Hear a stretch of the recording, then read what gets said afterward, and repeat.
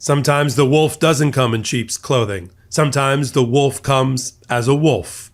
That's a paraphrase of a quote from Justice Antonin Scalia back in 1988 that found its way into a new lawsuit filed by National Public Radio and of 3 different public radio stations in Colorado against the Trump administration, because since May, they've decided they want to cut all funding appropriated by Congress to National Public Radio, to Public Broadcasting Center, to the Corporation for Public Broadcasting, and the rest, because they've got a woke agenda. A woke agenda, fresh air fund in a fist fight with Donald Trump, right here on the MeidasTouch Network and Legal AF. We got the new filing. Let me just lay it out for you. Donald Trump hates public education. Donald Trump hates public broadcasting and public media. Things like NPR and PBS. He hates Sesame Street, I guess is the right way to put it. And so he went after them the only way he knows how, in an unfair firefight, which he tried to cut their federal funding. In particular, the Corporation for Public Broadcasting, created by Congress. Well, actually, a private entity that's funded by Congress gets about $500 million a year from Congress, and it was already allocated by Congress. Donald Trump is not allowed to stop, commandeer, embargo funds that were headed for an entity funded by Congress, but he does that time and time again. NPR, National Public Radio, who's suing here with a new lawsuit in the District of Columbia that I have my hot little hands on, I'm going to talk to you about in a minute. They get about $11 million a year. It's only about 2% of their budget, but they use it for the infrastructure. They use it to maintain the radio stations, the transmitters, that infrastructure that keeps them on the air. Now, the wolf coming as a wolf, that's obvious to anybody. He's not trying to hide it. Donald Trump, he issued back on May 1, and we covered it here on the MeidasTouch Network and on Legal AF, ending taxpayer subsidization of biased media. One of his many executive orders. And he said here, let me just read it to you, then I will get to the lawsuit. National Public Radio and the Public Broadcasting Service, PBS, receive taxpayer funds through the Corporation for Public Broadcasting. Unlike in 1967, when the Corporation for Public Broadcasting was established, today the media landscape is filled with abundant, diverse, and innovative news options. Government funding of news media in this environment is not only outdated and unnecessary, but corrosive to the appearance of journalistic independence. I don't know what he's talking about. There's a reason, a very good reason back in 1967, that Congress decided we needed public outlets and public broadcasting and public TV. And it's up for Congress to decide whether they want to defund and stop funding these entities, not Donald Trump by executive order. He goes on in his executive order to say, Americans have the right to expect that if their taxpayer dollars fund public broadcasting at all, they fund only fair, accurate, unbiased, and nonpartisan news coverage. Oh, what? Like Donald Trump is providing in a social media post, in Newsmax, in Fox News? I don't think so. He instructed that the board of directors and all executive departments cease federal funding for NPR and PBS, saying that they're sort of a woke agenda. That's how they launched it. And here's what the lawsuit says. And here's where the Antonin Scalia wolf in wolf's clothing comment comes from. It's a complaint for declaratory and injunctive relief. It basically has 4 counts. 3 of them are based on First Amendment violations. That they have the right to First Amendment expression, and they're getting viewpoint retaliated against by the Trump administration. They also say they have a right of association. They're a right to have members and have viewers and watchers and let them hear their view from their soapbox. Does anybody really believe that PBS and NPR, National Public Radio, is a left-leaning woke ideology? I like them, but I can barely stay awake when I listen to their programming. And then the 4th count in their complaint, which runs about 45 pages, is for due process violations under the 5th Amendment. You can't take away something, my property right, without proper due process in violation of the Administrative Procedures Act and the rest. Here's what they say. Let's get to their argument. After they go through their overview, background history of how NPR and PBS came into existence, birthed through the Corporation for Public Broadcasting. They use a quote here that you'll hear frequently.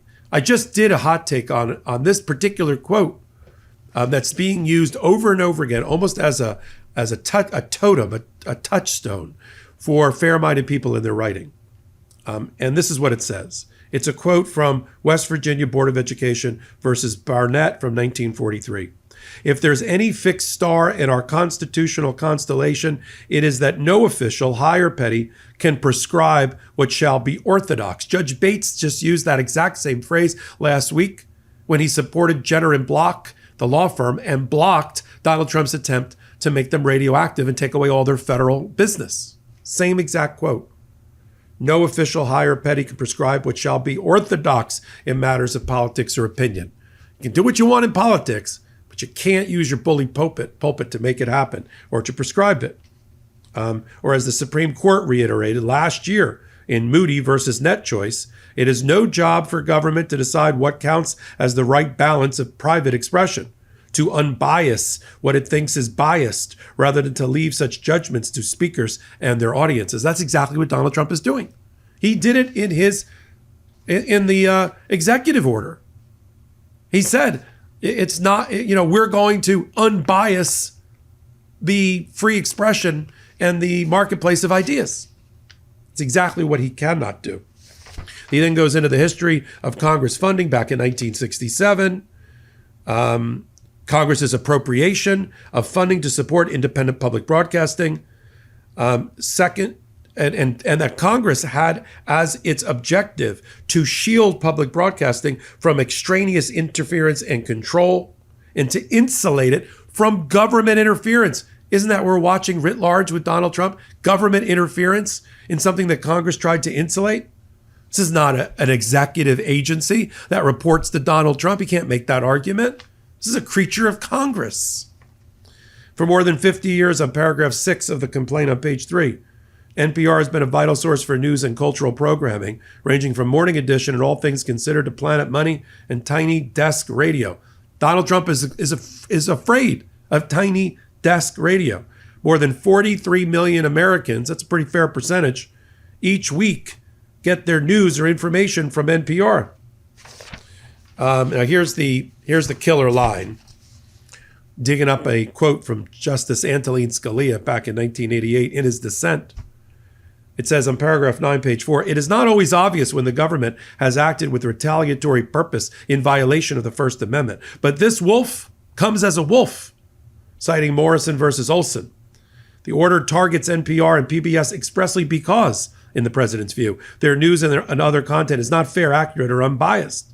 And the fact sheet and press release accompanying the order were worse, which echo prior statements of the president, only drive home the order's overt retaliatory purpose. They deride NPR's content as left-wing propaganda and underlined the president's antipathy towards NPR's news coverage and its editorial choices.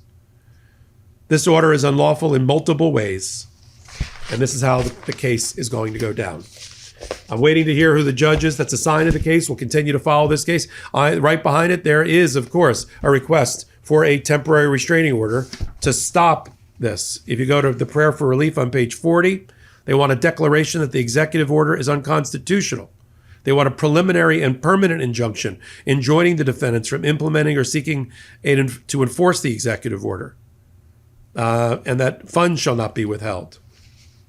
They didn't seek what's known as a temporary restraining order, meaning it's not going to be on as fast a track as the other cases, but it will get pretty quickly to a preliminary injunction and a permanent injunction within the next month or less, and then up to the D.C. Court of Appeals on its way to the United States Supreme Court in the next term, if not before, by the emergency docket. And shout out, I'm doing a new shout out feature on all Popok hot takes to Gibson, Dunn, and Crutcher out of L.A. with their Washington, D.C. office and L.A. office, and Ted Boutros, one of their senior partners there, and Miguel Estrada, because they are fighting the fight against the Trump administration, unlike many firms and their peers that bent the knee and try to pay $1 billion in tribute to make Donald Trump stop beating them. These are the firms that we can honor. These are the firms that we can celebrate. These are the firms that are defending democracy in courts against great potential professional sacrifice. And I honor them here on this particular hot take. I'm Michael Popok. I honor you every day Come on over to Legal AF, the YouTube channel. Hit the subscribe button. It's free. Set the reminders. You'll get our hourly updates at the intersection of law and politics. We're one-stop shopping for all things law and politics. And come over to Legal AF, the podcast. Legal AF, the podcast, top 13 in the world, here on the MeidasTouch Network on Wednesdays and Saturdays at 8 p.m. Eastern Time, and then on every audio podcast platform of your choice. And we got a new Substack, Legal AF, the Substack, where you can get, and I'll be posting today, this particular complaint so you can read it for yourself cover to cover. Until my next report, I'm Michael Popok. Can't get your fill of Legal AF? Me neither. That's why we formed the Legal AF Substack. Every time we mention something in a hot take, whether it's a court filing or a oral argument, come over to the Substack. You'll find the court filing and the oral argument there, including a daily roundup that I do called, wait for it, Morning AF. What else? All the other contributors from Legal AF are there as well. We got some new reporting. We got interviews. We got ad-free versions of the podcast and hot takes. Where? Legal AF on Substack. Come over now to free subscribe.